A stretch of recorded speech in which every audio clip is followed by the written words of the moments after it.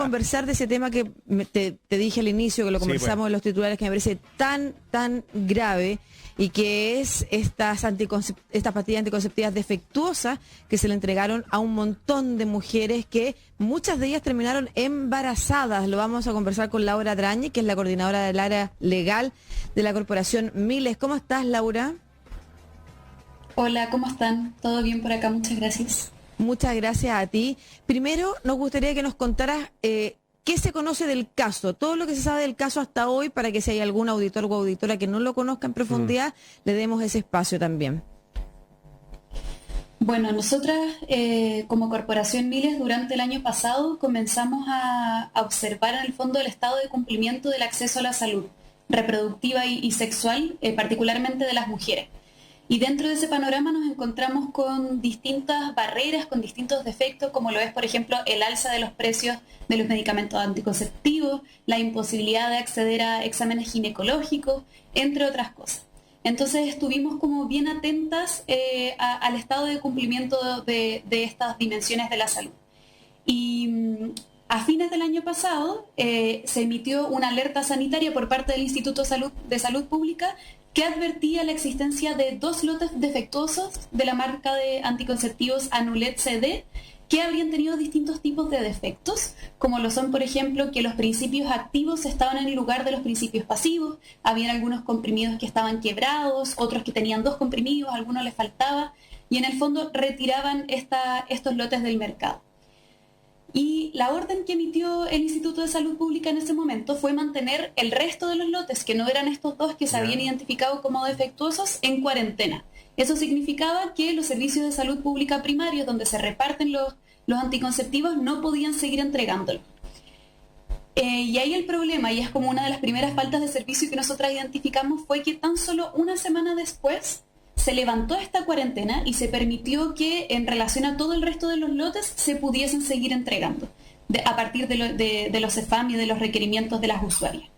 Sin embargo, no se hizo ningún tipo de investigación para clarificar si es que habían otros lotes defectuosos o no, y de hecho en el fondo pasó la responsabilidad de detectar estos lotes defectuosos a las usuarias, porque se manifestaba que con un examen visual era suficiente para poder reconocer en el fondo si es que estábamos ante un anticonceptivo defectuoso. Y ese es como uno de los primeros momentos críticos de este caso, ¿verdad? La falta de responsabilidad del Estado de poder hacer una investigación seria, aun cuando, y nosotras esta información la obtuvimos después mediante el portal de transparencia, supimos que hay otras 27 denuncias y serían 15 los lotes defectuosos, aun cuando el instituto reconoció los defectos en solamente 2 de estos lotes. Laura, ese es como a grandes rasgos el caso. Si el ISP hubiera retirado todo esto Anulet CD, ¿habría tenido una alternativa para entregar otras pastillas anticonceptivas a las mujeres que lo quisieran pastillas?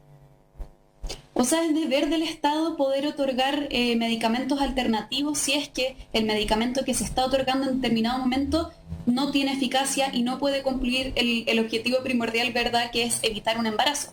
Pero sobre todas las cosas, las usuarias tienen el derecho de poder ser informadas a tiempo. Y nosotras sabemos, a partir de las distintas entrevistas que hemos realizado, que los distintos servicios de salud no realizaron ningún tipo de aviso a las mujeres que estaban consumiendo estas pastillas a tiempo. Algunos CEFAM sí lo hicieron y en el fondo llamaron a las mujeres para que tuvieran precaución, para que utilizaran preservativos por determinado tiempo, pero la gran mayoría ni siquiera informó. Entonces, Laura, ahí... Sí, adelante. ¿Cuántas mujeres se vieron afectadas por esto? Hasta el momento, porque probablemente hay algunas que todavía no hacen denuncia, algunas que no se enteraron. ¿Cuántas mujeres hasta el momento se ha detectado que fueron afectadas? El verdadero número de este caso y en el fondo de cuántas mujeres efectivamente han sido afectadas, nosotras no lo conocemos, porque todavía no hemos llegado a conocer como la totalidad del desastre sanitario que está ocurriendo, ¿verdad? Sin embargo, como corporación, actualmente hemos entrevistado aproximadamente 170 mujeres que están en distintas situaciones. Algunas de ellas están actualmente embarazadas, otras estuvieron embarazadas y ya tuvieron a sus hijos, y algunas mujeres que también perdieron sus hijos. y todas increíble. Después de la fecha de compra de estos lotes de anticonceptivos, que fue en agosto del año 2019. Por lo tanto, recién estamos empezando a ver las consecuencias de esta situación, dado que los medicamentos estuvieron en circulación por mucho tiempo y recién nos estamos enterando de sus efectos. ¿Estos medicamentos se venden también en farmacias? Así es, también se venden en farmacia, pero la mayoría de los casos que nosotras tenemos actualmente son de mujeres que los recibieron desde los servicios de salud primarios, desde los CEFAM, de los consultorios. No obstante, igual tenemos aproximadamente 25 casos de mujeres que lo habrían comprado en farmacia. No, me parece impactante, estamos hablando recién de casos conocidos. Claro. De partida, este es un caso que no ha estado todo lo que merece en la esfera pública, en la discusión pública. Y eso es importante, porque eso también va a hacer que muchas mujeres se enteren que fueron víctimas también de este fiasco sanitario, de este desastre sanitario, como tú lo has llamado. Las que se han enterado hasta el momento, tenemos 170 casos de mujeres que tuvieron ya su hijo, están embarazadas, o perdieron a un hijo o una hija. Eso es súper grave. Las tres cosas son súper graves. ¿Qué contexto le das tú a este desastre? Y la pregunta apunta a esto. ¿Por qué crees que se produjo esto? No me refiero a los lotes defectuosos, porque eso ya echar a ver qué pasó en los laboratorios, cuando esto sucedió.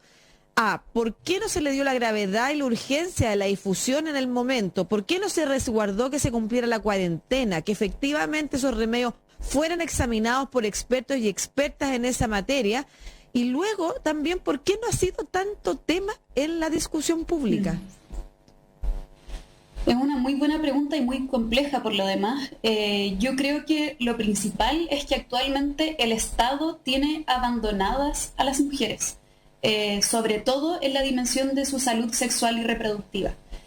En Chile, por ejemplo, el año pasado, cuando se intentó promulgar, votar en realidad en el Congreso, la posibilidad de tener educación sexual integral desde la edad preescolar hasta la media, ¿verdad?, se rechazó, no se le considera una cuestión importante, y eso ya es demostrativo, ¿verdad?, del nivel de importancia que le da este gobierno y que le da el Estado a la significancia de poder tener una vida digna en términos de poder conocer los distintos tipos de anticonceptivos, recibir medicamentos anticonceptivos eficaces, preguntarse en quién recae la responsabilidad de la anticoncepción, ¿verdad?, que en general recae en las mujeres, aun cuando es relevante que la pareja mutuamente se haga cargo, ¿verdad? Entonces, creo que este caso se produce en un contexto de vulneración sistemática a los derechos sexuales y reproductivos de las mujeres, en un momento en que no se le otorga importancia, ¿verdad? Sabemos que la ley de interrupción voluntaria del embarazo en 3 causales ha tenido distintas barreras para poder ser implementada. Este mismo gobierno estaba en contra de la posibilidad de que esta se implementara.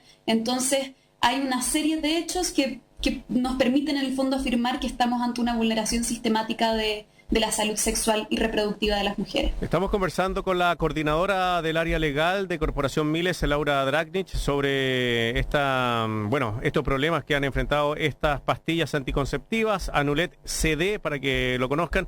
2 preguntas. Esto ya está fuera de las farmacias y fuera de los CEFAM, y lo otro, 66 millones de multa, pero a beneficio estatal, no a beneficio de las personas que han denunciado. Así es. Actualmente el medicamento se sigue vendiendo tanto en farmacias como repartiéndose en los servicios de salud pública.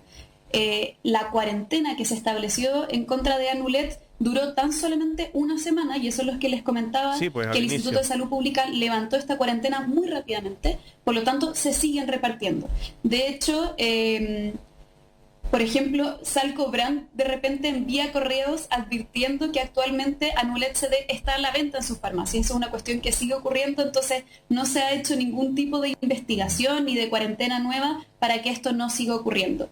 Y en relación a la multa, como bien tú comentabas, estos 66 millones de pesos, que a todo esto son un monto total de la multa. No se sabe bien a qué corresponde, cuáles son las infracciones que se están valorando. Nosotras como corporación ya solicitamos la resolución exenta que determina en el fondo esta sentencia para poder conocer los fundamentos y conocer a mayor cabalidad qué hay detrás de esta multa y cómo se valoró finalmente por parte del Estado. Pero no es una reparación que va a las mujeres. Claro, no es una reparación que va a las mujeres. Primero, ¿qué otras ¿Qué otros cursos se van a tomar, por ejemplo, ustedes mismos como corporación en protección de las víctimas de este caso? Segundo, ¿qué les parece a ustedes esta multa, 66 millones de pesos a los laboratorios? Y tercero, ¿de qué manera se puede demandar al Estado, o sea, un recurso al Estado que implique que efectivamente hoy estemos seguros, seguras, primero, de lo que se está repartiendo en farmacias, en el comercio y también en los centros de atención pública, y además un recurso contra el Estado por su responsabilidad en esto? Nosotras estamos pensando y planificando distintas acciones. Una de las acciones que ya presentamos fue una acción que se llama Acción Urgente ante la Relatoría de la Salud de las Naciones Unidas, con el fin de poder mostrar cada uno de los casos que nos han llegado hasta el momento, poder mostrar en el fondo el contexto de vulneración de derechos que se ha producido en Chile desde ya hace un tiempo, ¿verdad? Y poder solicitarle a la Relatora de la Salud de las Naciones Unidas que pueda, en primer lugar, solicitarle al Estado de Chile poder...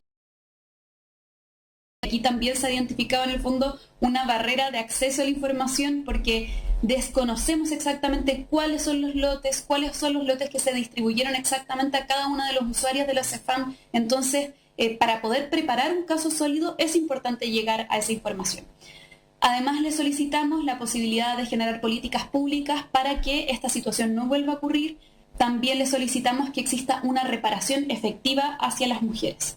Esa es una esfera que involucra más organismos de derecho internacional de los derechos humanos, como es las Naciones Unidas, pero también hemos considerado acciones a nivel nacional que puedan exigirle tanto al Estado por su falta de servicio, como al laboratorio Silesia, que puedan otorgar una reparación económica a las mujeres, que pueda reconocer el hecho de que un embarazo no deseado, una maternidad impuesta como es en este caso, cuesta mucho dinero, ¿verdad? Tener un hijo, sobre todo, desamparada de parte del Estado, sin la posibilidad de acceder a derechos sociales, a una salud digna, a una educación digna, cuesta muchísimo, muchísimo dinero. Entonces vamos a estar presentando acciones durante los próximos meses para poder exigir esta reparación económica para las mujeres.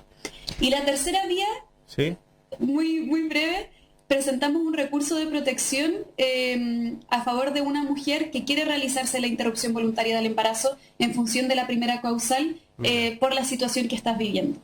Esas son las tres acciones que hemos considerado hasta el momento. Tengo una sola duda nomás. Si es que hoy es recomendable o no consumir esos medicamentos, cosas pastillas anticonceptivas, eso no me queda claro. Los lotes defectuosos son otros, ya pasaron, estos, los que hoy están en el comercio, ¿tienen una certificación o, y para que reviramos las marcas además, el llamado es a evitarlos?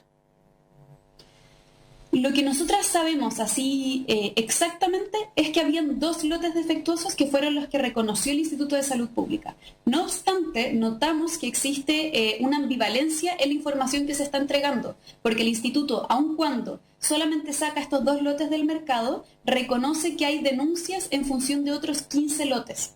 Entonces, no hay cómo saber en el fondo si es que hay otros lotes defectuosos que actualmente se están comercializando o que se siguen entregando en los servicios de salud pública. Entonces, dado que existe esta baja de información, ¿verdad?, esta imposibilidad de acceder exactamente a cuáles son los medicamentos anticonceptivos que se encuentran actualmente defectuosos, yo realizaría una invitación a al menos dudar del tratamiento que se está recibiendo en los CEFAM si es que corresponde a Anulet CD o a los otros medicamentos que también han recibido algunas denuncias.